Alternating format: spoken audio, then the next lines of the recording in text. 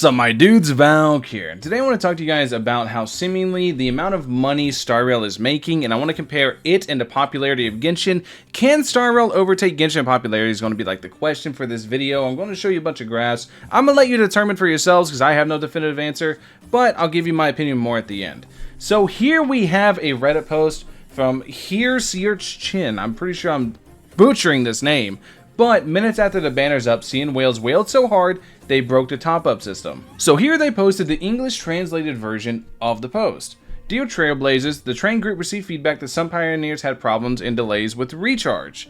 So basically, people, they wailed so hard they broke it. Just like the title said, they spent so much money on Jing Yuan, they broke it. They broke the entire system. So it's going to be very interesting to see how that stacks up compared to the charts we're about to see in a second. So the reason I'm bringing it up is because if you don't know, Seele's banner on the iOS China market, purely iOS revenue, we're going to be comparing it to Genshin in a second, and keep in mind it's all iOS in China. They made 41 million on Seele's banner alone. If we compare that to Genshin's first banner, which was Venti, Genshin made 30 million, 30.6 million, and Genshin's highest selling banner of all time, which was the Hu Tao and Yelan rerun, they made 46 million on it. So that means in Genshin's best performing banner of all time, they only made 6 million more than starrail's opening banner, which is Seele. Which then you could argue that Seele is also the worst performing banner in starrail's history. But then things get interesting whenever you go to Google Trends and you search worldwide for Genshin and starrail. Now, these kind of stats can be bloated by just how popular Genshin is and how much of a household name it really became compared to starrail, which recently came out. So this is going to look very skewed in my opinion. I don't think it's going to be completely reflective of player base, but it's a metric we have to go on, so we're going to go ahead and use it.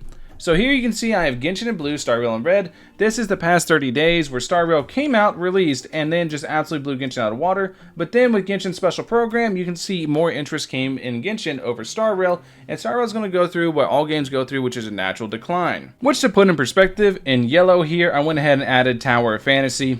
Yeah, just to put everything in perspective of the scale exactly what we're looking at. So how does starrail's peak compare to Genshin's peak? Genshin's peak was its release, and if we look at this graph, you can see Genshin's peak on release was actually almost double of what starrail was. Starrail reached up to 53, I believe, maybe a little bit higher.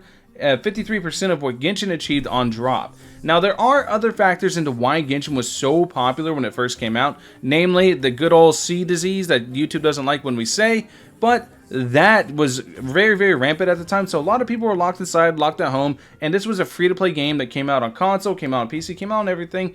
starrail's not even out on console yet, even though it is coming. It's not out on console yet, so it's not even generating that sense of revenue yet. This is just what we have right now, and you can see just the stark difference in popularity between the two games through Google search results. So, all in all, do I think that starrail is going to be more popular than Genshin in the end? I don't think it will personally, but I'm not a man who can predict the future. Genshin is a fantastic game, it's really good, but starrail also is a very fantastic game with features that I personally prefer more, so it's really going to come down to the individual user of what they like, one or the other, and there'll always be, in my opinion, a friendly competition between starrail and Genshin, but in the end, I do believe Genshin's existing player base, I think it's like Fortnite status at this point, the Fortnite of anime games essentially, where it's just too big to fail.